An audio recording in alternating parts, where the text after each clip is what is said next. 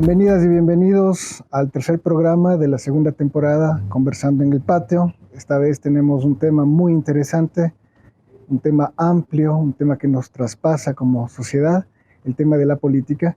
Y para conversar de este tema con nosotros tenemos al doctor Tarquino Orellana.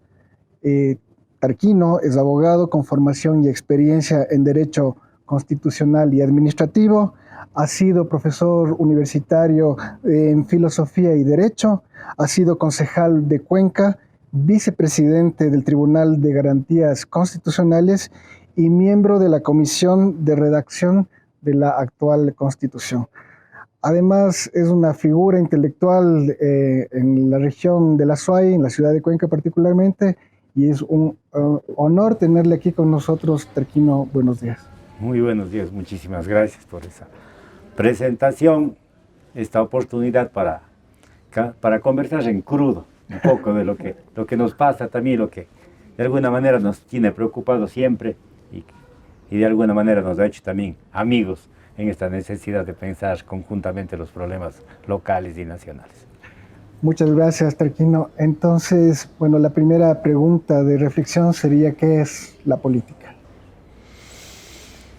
Creo que es una pregunta difícil de varias respuestas, porque si bien uno puede decir la política, definirla como ese lugar de reflexión sobre el Estado, la reflexión sobre el poder, sobre los problemas de lo público en general, es decir, la búsqueda de definir un objeto, tal vez la preocupación más importante gira en torno a entender la política desde esa preocupación que está presente en los ciudadanos respecto de qué mismo es la política, qué mismo es ese juego del poder y qué mismo hacemos los ciudadanos, cuál es nuestro lugar en esta cosa y en este objeto que teóricamente puede ser atractivo, interesante y hasta un proceso de formación disciplinario en donde intersectan, digamos así, el derecho, la sociología, la filosofía y la propia ciencia política que intenta definir su propio objeto. La preocupación de los ciudadanos y desde luego de las personas que estamos activas en el mundo de lo público es cómo nos insertamos en este mundo que para el conjunto, que para todos nosotros, de alguna manera, se convierte en ese lugar oscuro, ese lugar de la preocupación respecto de qué están haciendo los actores políticos, qué está tejiéndose detrás de este mundo que está tratando lo público, pero en donde siempre lo público resulta lo más opaco, y en donde la preocupación por estas acciones nos han llevado a los extremos de casi hacer de la política una teoría permanentemente policíaca y conspirativa respecto de qué es lo que ocurre entre los actores, tanto los actores políticos directamente en cuanto a representantes públicos, funcionarios, cuanto lo que ocurre al lado de la política y detrás de ello, los grupos de poder, los sectores económicos, también las fuerzas sociales agrupadas, los gremios, los medios de comunicación, en fin, de tal modo que en la preocupación por la política, y tal vez eso podría ser interesante de plantearlo de entrada, en la preocupación en la política están todos estos elementos. Y al tratar de mirarlos a todos estos elementos, tal vez desde dos perspectivas que confluyen y se tensan. De un lado, la necesidad obligatoria de colaboración, de reciprocidad, de diálogo, de comprensión de lo que significa la construcción social de la realidad en donde todos participamos en algunas medidas, y del otro lado, la tensión y el conflicto. La política tiene que ver con el conflicto, con la disputa, con la ambición, la decisión, la aspiración que los seres humanos tenemos, y por lo tanto la política está inevitablemente vinculada a la ética en un sentido general y también, diría, a los sentimientos más pedestres y vulgares que tenemos todas las personas en nuestras necesidades y en la resolución y respuesta a nuestras condiciones naturales de existencia. Correcto, pero este ámbito de disputa tiene que estar dentro de unos márgenes, ¿no? Los márgenes del diálogo. No es una disputa salvaje, una disputa bárbara, es una disputa a partir de la palabra, a partir de las posiciones expuestas en un diálogo con interlocutores variados, ¿no? Lo otro, digamos, la disputa pura por el poder es la barbarie. Y me gustaría una reflexión al respecto, debido a que es una constatación el grado de violencia que se ha ido endureciendo en nuestro contexto actual. A mí me parece bien interesante la preocupación justamente en la política, en cuanto se convierte o se esfuerza por ser una ciencia, una disputa, está asociada al derecho, inevitablemente. Y tal vez la política de Maquiavelo hasta ahora es precisamente esta reflexión sobre el Estado y la organización del poder. Y esto de alguna manera nos lleva en el momento actual a que la política se escribe, se disputa en sentido jurídico, pero la política está siempre antes y después de lo jurídico. Y esta reducción a lo jurídico, que es el esfuerzo técnico, digamos así, por ponerle a la política en un marco de relación, de reflexión limitado, de todas maneras permanentemente es rebasado. Y la política está en la construcción previa de la norma, en esa disputa, y la política está también en el ejercicio real de la actividad pública. Y el ejercicio real con este instrumento, que es el instrumento jurídico. Entonces, esta tensión entre conflicto y obligatoria necesidad de una racionalidad nos coloca en la preocupación de qué es la política o qué lugar debe tener la política en la construcción social. Y si antes el discurso, el diálogo, el último referente era el religioso, ahora tal vez el último referente tiende a ser el derecho, y en este referente discursivo, en este diálogo construido con ciertas reglas, tal vez la política intentaría ser, como quería de alguna manera Hegel, ¿no?, este lugar de la razón colectiva. Este encuentro de la razón o de las razones, para hablar en términos más plurales y democráticos, de las distintas perspectivas en las cuales los ciudadanos nos encontramos y nos enfrentamos. Y en esta tensión permanente e inevitable, en donde tal vez un poco ya más, no sé si kantianamente ilustrados y maduros, podamos decir que este momento de la historia ya no es el momento de esa confianza absoluta en la razón, sino tal vez este momento de la historia en donde también nos descubrimos en esta tensión irresoluble entre barbarie y civilización. Y una tensión permanente en la cual tal vez ontológicamente nos desenvolvemos, porque el ser humano, los seres humanos, somos una realidad en acto. Y esa realidad en acto definitivamente nos confronta, nos distancia y también nos une. Entiendo entonces que la construcción de lo jurídico es una construcción que no deja de tener tensiones, ¿no?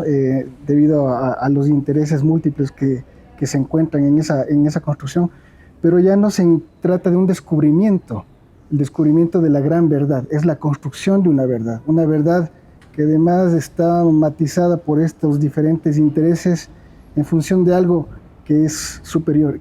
¿Puede hablarnos un poco de ese interés superior, ese bien público, ese bien colectivo al cual estaría dirigida la política? Yo hablaré un poco desde la lógica del derecho, que me parece que es bien interesante en su construcción teórica dogmática. En su construcción teórica dogmática, el derecho supone que ciertamente hay unas reglas, unas normas que nos disciplinan, que nos ordenan, que nos conducen, y que en medio de la disputa también establece unos medios y unos modos de la solución del conflicto. Y esos medios y los modos de la solución del conflicto terminan estableciendo una verdad que es obligatoria, que es la verdad de la norma en su cumplimiento y la verdad de la sentencia que se impone.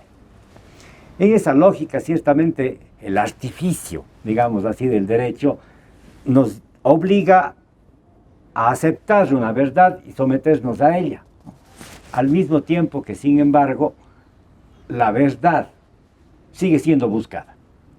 Y la política está en esa disputa de una verdad que está buscando, haciéndose, y que también está confrontando con el mismo derecho. En esas lógicas y en esas tensiones inevitables, la preocupación real es cuáles son, ciertamente, en cada momento los límites de esa disputa y cuál es el lugar propio del derecho y hasta dónde la política juega con ellos, los rebasa o tiene una conducta que ciertamente se desenvuelve, digámoslo así, en una decisión democrática de principio y en una construcción social de la verdad o una construcción social de una razón colectiva o de una razón mayoritaria que no disputa o que deje un espacio inevitable a las minorías y a las individualidades. Ya esta nostalgia por una libertad perdida que el Estado ciertamente y la obligación de la convivencia social nos impone. Correcto. De todas maneras, esta construcción siempre tuvo como un horizonte mayor la organización de lo que nos compete a todos para un fin superior, un fin como la buena vida, digamos, el mejoramiento continuo de las condiciones de la vida, ¿no? Me gustaría un poco su reflexión sobre a breves rasgos sobre la historia que esto ha tenido, una historia rápida de la política, cómo se ha ido constituyendo básicamente en sus aspectos claves hasta la actualidad. A ver, el tema del bien común aristotélico, que después yo creo que encuentra un desarrollo más importante en la teoría política contemporánea de la democracia, del equilibrio de poderes, de la organización social de la república, otra vez en esta misma lógica. Tal vez están diseñando esto que se vuelve tan importante, ¿no? ¿Cuál es el lugar de lo público? ¿Cuál es el lugar en donde nos encontramos? ¿Cuáles son los lugares reales de la disputa? ¿Y cuáles son los espacios propios de la libertad a donde el Estado no debe acceder o donde están preservadas las realizaciones personales? Y ciertamente ahí tocamos temas que tienen que ver con este concepto tan importante de la libertad, pero al mismo tiempo con este otro tan problemático de la propiedad. Y creo que esta tensión entre lo que significa ser libre, lo que significa tener derechos, y en donde derecho se identifica con propiedad, porque no hay mejor concepto de derecho que el propio concepto, mejor concepto de libertad que el concepto de propiedad, la capacidad para disponer, la capacidad para hacer, para gozar, para disfrutar de lo que tengo. Y ese tener, ¿qué puedo tener en común? ¿Qué puedo tener en particular? ¿Qué debemos tener en asociación? Ese creo que es el gran problema de la organización política. ¿Qué es lo que nos asocia y lo que debemos mantener en común? ¿Y qué es lo que debemos disputarlo en común? Y creo que el mundo contemporáneo, para entrar en esta lógica donde lo común se vuelve a una dimensión más planetaria y casi cósmica, que es lo común del planeta, lo común del ambiente, lo común de la sostenibilidad, lo común del futuro. Y me parece a mí que esto que es novedad en nuestra reflexión actual obligatoria en la política, tal vez desde otro punto de encuentro al cual no le estamos dando todavía el lugar que corresponde y al que todavía no le estamos proponiendo la dimensión ética profunda que él tiene. Y la oportunidad también de reencontrarnos en una razón que nos rebasa a nosotros mismos como sujetos portadores de este momento de la historia y como sujetos que tenemos una dimensión cósmica y una espiritualidad distinta que tal vez nos falta inventar y también reconstruirla. Yo preguntaba y hacía énfasis en este tema del bien superior, del bien público, del fin colectivo, incluso pensando también en las condiciones de extremo individualismo en la cual ha desembocado nuestra democracia actual, ¿no? Producto de ese individualismo se pone en riesgo precisamente las condiciones que hacen posible esa libertad. ¿Cuál es su criterio de la democracia? Yo creo que todavía no hemos inventado un mejor sistema, es la verdad.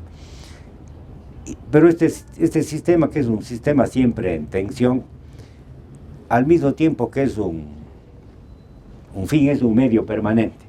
Y tal vez este medio es el importante de preservarlo para construir también la democracia más real, ¿no? Que sigue siendo la preocupación fundamental respecto de qué estamos haciendo colectivamente para que nuestras individualidades estén suficientemente garantizadas, pero que no sean estas individualidades las que se impongan, superpongan y de alguna manera se apropien de lo que es común. El caso ecuatoriano, tal vez los últimos 15 años han sido permanente esta discusión vista desde la dimensión de la corrupción. Y porque esa dimensión nos coloca en esta circunstancia concreta en donde justo lo que es público, justo lo que es común, es apropiada por la política.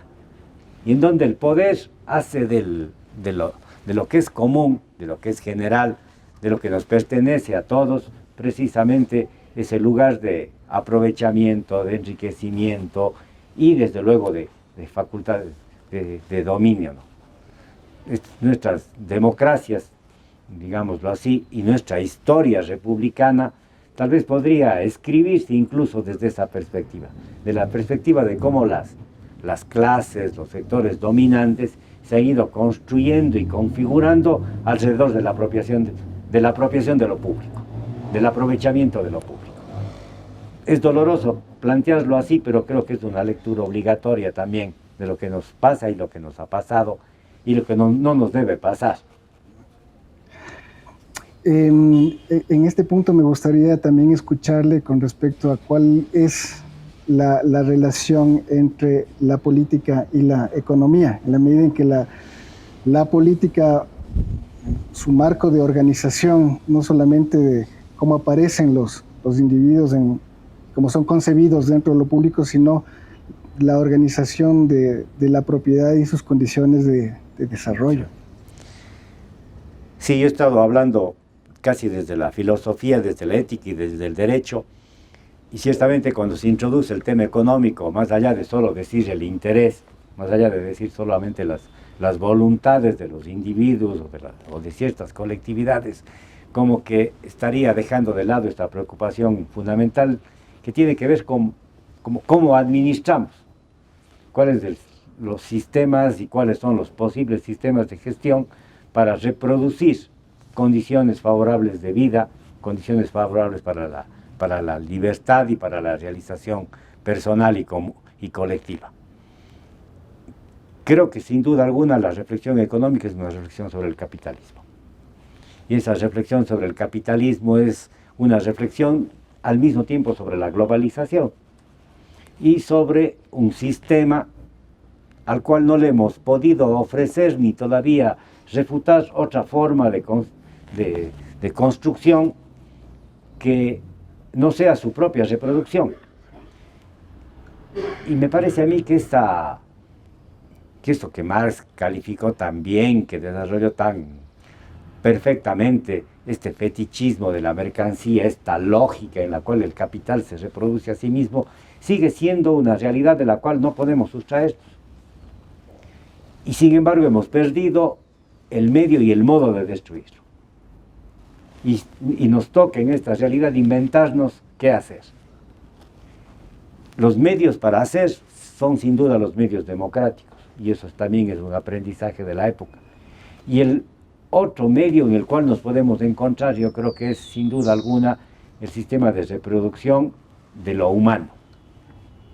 Y tal vez la doctrina de los derechos humanos puede ser este punto de mayor racionalidad, en el cual este momento de la historia nos puede obligar a encontrarnos en una disputa también que está siempre haciéndose y construyéndose, pero donde tal vez estos derechos humanos sean todavía el discurso al cual y en el cual podemos encontrarnos. A partir de aquí usted abre un abanico de preguntas para mí. Voy a tratar de darles algún orden, pero la pregunta que salta en primera instancia es, bueno, ¿cuál es el papel de los ciudadanos? ¿No? En la contemporaneidad, qué es lo que estamos haciendo? Y además introduciendo un aspecto clave, porque estamos en un proceso eleccionario en este momento. Justo iba a referirme al hecho de que si estamos pensando la política en esta dimensión de las decisiones comunes, de las reflexiones, de los acuerdos, de las voluntades y de una perspectiva de futuro que siempre es más allá de nosotros mismos. El mayor problema de la política, y tal vez volvemos al principio de la preocupación, es que la política a los ciudadanos nos vuelve cada día más indiferentes, apáticos, decepcionados. Y cómo hacer la política, cómo reintroducir la reflexión de nuestra preocupación común en una sociedad en donde la mayor decepción y la frustración viene precisamente de la política, y en donde los ciudadanos hemos preferido hacer la del avestruz, cerrar los ojos, ignorar lo que pasa o dejar que siga pasando bajo el supuesto de que hagamos lo que hagamos, no pasa nada. O siempre pasa más o menos lo mismo. Yo creo que eso es inevitablemente un error, porque no siempre pasa lo mismo, y si bien, como decía Nietzsche, vivimos el eterno retorno de lo mismo, las mascaradas no siempre son las mismas, ni bailamos con los mismos disfraces. Ontológicamente puede ser cierto que hay una tensión inevitable en esta forma de ser de lo humano, pero obviamente, si miramos la historia ha sido útil para un gran desarrollo colectivo. El mundo no es el mismo que hace 500 años, ni hace 2000 años. Y lo que le ha pasado al mundo en los últimos 200 años es asombrosamente importante respecto de lo que ha sido la historia de la humanidad. Y todo lo que la ciencia ha logrado, lo que el pensamiento humano, lo que la cultura ha conseguido, lo que diríamos así, tal vez nos está haciendo falta volvernos a admirar de lo que somos los seres humanos. Volvernos a admirar de lo que significa este momento dichoso, milagroso de estar vivos. Y esta oportunidad asombrosa de ser parte de un camino, de una historia que siempre está anclada al pasado y distante del misterio.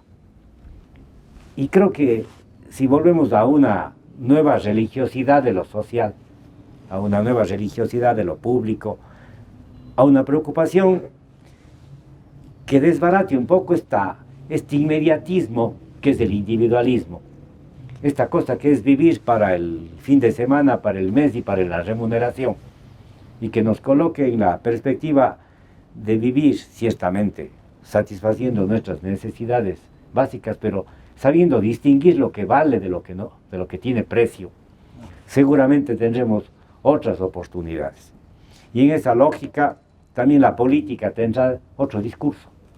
Y los políticos estarán obligados a pensar y a obligarnos a pensar. Y yo quisiera introducir tal vez lo que le está faltando a la política, lo que perdió la política es fundamentalmente la estética. Perdió este sentido de valor que nos da, este sentido de confianza recíproca, este sentido de actitud que nos desenvuelve y que nos vuelca en otros temas que sin duda alguna están rebasando nuestras propias individualidades, pero que sobre todo, yo diría, están acercándonos a mayores profundidades. Escuchándole yo también recordaba que los griegos tenían un término para calificar a aquellos ciudadanos que no querían intervenir en los asuntos públicos propios de los ciudadanos, eran los idiotas.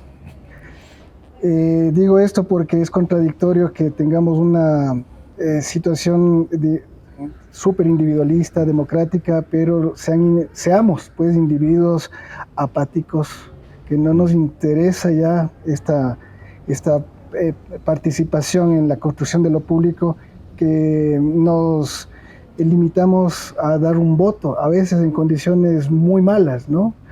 Y por supuesto permitimos también que en algunos casos, la mayoría, tengamos una apuesta de representación básicamente dudosa, por no calificarle de otra manera.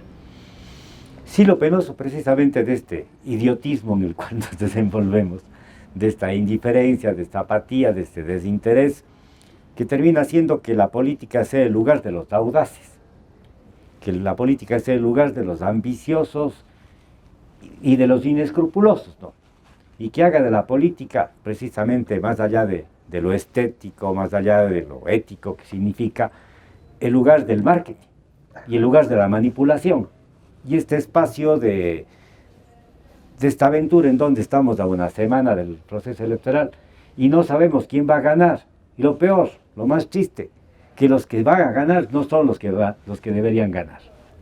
Porque las personas que estamos más cerca de lo político, más cerca de las aventuras que están cirniéndose, seguramente estamos precaviendo que lo que va a ocurrir es una cosa más cercana a la desgracia que un triunfo de la sociedad colectivamente. Y esa percepción y esa preocupación nos devuelve a la obligación de que pensemos ciertamente con mayor profundidad, con mayor respeto ciertamente de lo que tengamos que hacer para que justamente los que utilizan esta palabra no la abusen, para los que han hecho de la hipocresía, de la manipulación, del abuso de los recursos públicos la principal forma de su propia acción política. Pero la sociedad va a elegir, los colectivos vamos a elegir y vamos a respetar, y esta es obligación, pero una obligación en donde el acto sacramental de la democracia no debe ser la acción pública, porque no hemos descubierto otro modo de entendernos que con esta aventura en donde todos nos jugamos a un voto. Pero la sociedad ni comienza ni termina allí, ni la democracia es este acto sacramental. La democracia es mucho más que eso y sobre todo la responsabilidad pública, desde luego, mucho más que ese evento ritual. Ahí retomando también un poco una idea que hace poco dijo, el sistema productivo de la sociedad, en este caso atravesado por el capitalismo, no solamente produce mercancías físicas, sino también mercancías ideológicas, ¿no? Y en qué medida esta producción fetichizada, ¿no?, de estos aspectos ideológicos sobre la política pueden ser rotos por una ciudadanía con otros intereses que retoma también estas reflexiones a través del diálogo, a través de discutir sobre estos huecos que deja el marketing, que no pueden ser llenados sino con una legítima construcción de dudas al respecto de lo que estamos viviendo. Yo tengo la expectativa de que efectivamente el marketing solo pueda ser roto con una respuesta artística, porque obligatoriamente detrás del marketing hay una metáfora que está presente, que está discutiendo algo que de verdad nos preocupa, pero que está traducido de una manera manipulatoria. El que podamos vencer aquello es obligatoriamente también una exigencia del nuevo hacer público, porque también el gran problema justamente de la política reducida a marketing es que todos caemos en el juego, y que en donde el juego de la política es esto que descubrió también Maquiavelo, ¿no? No importa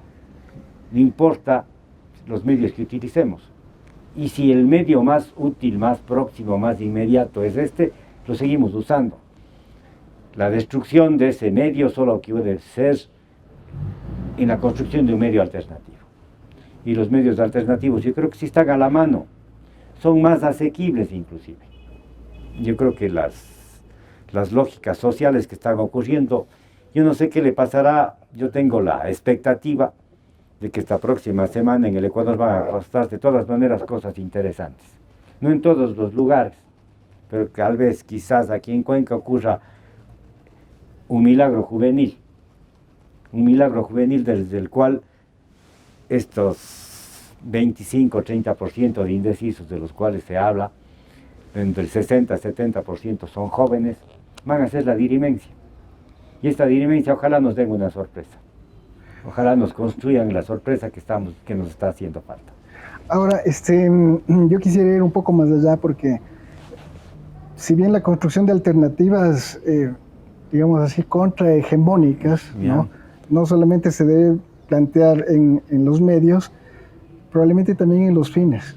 Repensar las formas institucionales, jurídicas, que están organizando la vida política en la actualidad. Y en este punto quisiera preguntarle su criterio. Digamos que dos de las versiones más visibles de esta reconstrucción estaría en el problema de la descentralización y la desconcentración, para no hablar de la construcción de una nueva forma organizacional que supere al Estado. Yo creo que ese sigue siendo un reto mucho más desde esta reconstrucción también de lo social en la lógica de lo local. Creo que esto que se ha comenzado a llamar, que a veces es solamente un tema terminológico interesante, estas localidades que vivimos y que nos permiten pensar en ciudades intermedias como las nuestras, la posibilidad de pensarnos en una dimensión universal sin renunciar a nuestras identidades, nos hace también ser parte de retos en donde el tema de centralización o ejercicios autonómicos sean realmente estos modos legítimos y alternativos a la vez de reconstrucción de la socialidad y del poder. Definitivamente, tal vez este sea uno de los puntos en donde efectivamente pueden ocurrir estas confluencias y en donde incluso podamos rebasar de alguna manera los límites que nos imponen las estratificaciones sociales, las propias lógicas meramente económicas en donde los ciudadanos jugamos ciertos roles.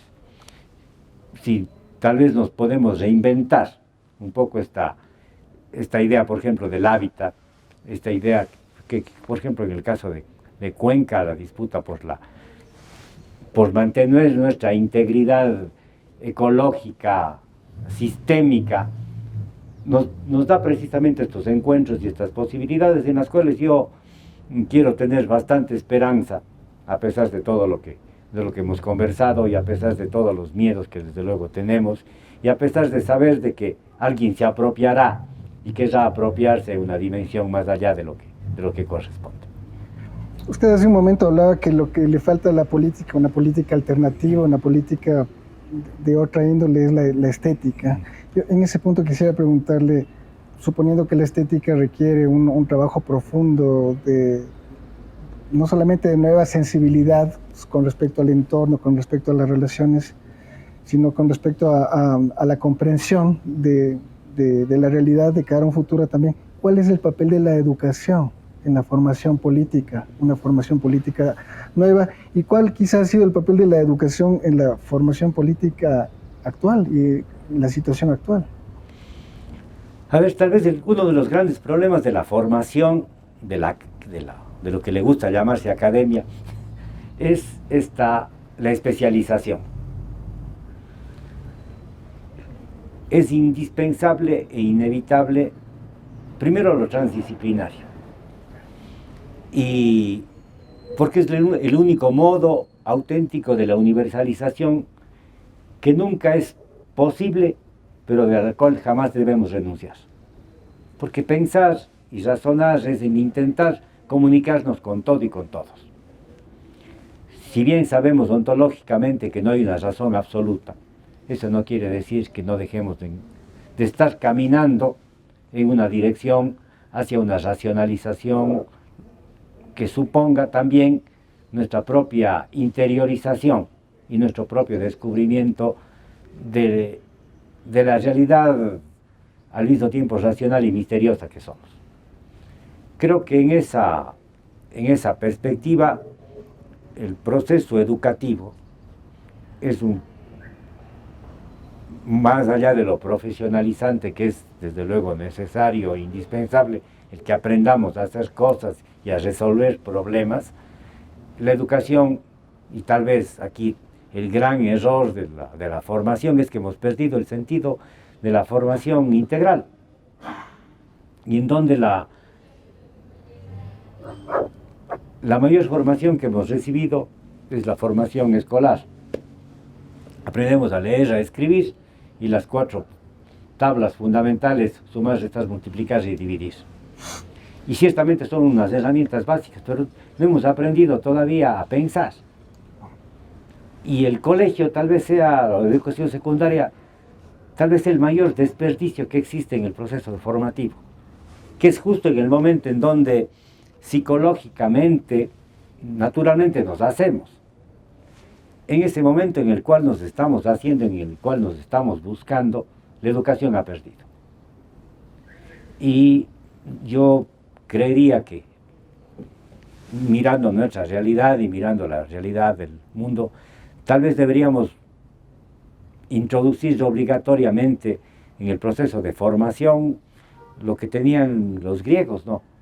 Debemos aprender música al mismo tiempo que aprendemos matemáticas. Debemos aprender literatura, filosofía, con el mismo valor que aprendemos las ciencias naturales, o las ciencias físicas, las ciencias duras. Creo que este olvido y esta pérdida de relación con lo que significa pensar y hacernos y elegirnos, que es en última instancia lo que hacemos cuando nos formamos como humanos, es ese momento en el cual hemos quedado más abandonados y en donde la educación está, yo creo que mucho más retrasada respecto de su obligación. Y también me parece que ahí yo añadiría, no sé qué opine usted, el tema de esta reflexión, este pensamiento que yo lo acojo, un pensamiento directamente vinculado a reflexionar sobre el poder. Definitivamente, ¿no? Porque esta tarea tan difícil, de a la hora de pensar nuestra libertad, pensar que la libertad es una libertad con otros, y que la libertad es organización de la vida común, y que el poder es este modo obligatorio en el cual, al tiempo que resolvemos nuestras disputas, construimos nuestra realidad. Y que desde luego no podemos dejar ni abstraernos de que la vida es con estas cosas difíciles, y que en estas cosas difíciles somos también los seres humanos, nos medimos en nuestra posibilidad. Sí, porque de otro modo podríamos caer en los vicios de la política, ¿no? No sé si nos podría hablar un poquito de esos vicios. Yo creo que tal vez los vicios mayores, el mayor vicio de la política actual es justo el que hemos hecho alusión, ¿no? Es el inmediatismo y esta lógica de la cual estaba imbuido también de alguna manera el marxismo, ¿no? La lucha por el poder, por tomar el poder. Cuando no hemos resuelto todavía esta lucha más difícil por ser parte de la construcción colectiva. Ciertamente en la versión marxista del mundo y en su propia concepción había una conciencia virtual y una conciencia política como que estaba inscrita naturalmente en un sujeto. Ahora que no tenemos ese sujeto y que sabemos que ese sujeto hay que construirlo, creo que hay que volver a pensar un poco más más abajo y más constructivamente. Y tal vez ahí la idea de los nuevos movimientos sociales, de las nuevas lógicas de la organización y la asociación política, van a tener otros elementos inevitablemente. A mí me gustaría preguntarle cuál es su visión precisamente sobre ese futuro, cómo lo mira usted. Yo quisiera mirarlo con optimismo siempre. Creo que soy un pesimista de naturaleza y un optimista de convicción, porque la realidad constantemente me muestra frustraciones permanentes, pero creo que la historia, la realidad, el mundo de la vida siempre tiene cosas mejores, y en esa medida yo aspiraría, en el caso concreto de esta localidad que es Cuenca, pensar como un referente y un lugar en donde se reinventa la política para el Ecuador. Y me parecería que esta puede ser una aventura juvenil que yo podría, en la cual me podría empeñar en mi vejez. Ok, queremos agradecer mucho al doctor Tarquino Orellana, una charla muy entretenida e interesante. Gracias por sus aportes y bienvenido siempre acá, Tarquino. Muy amable.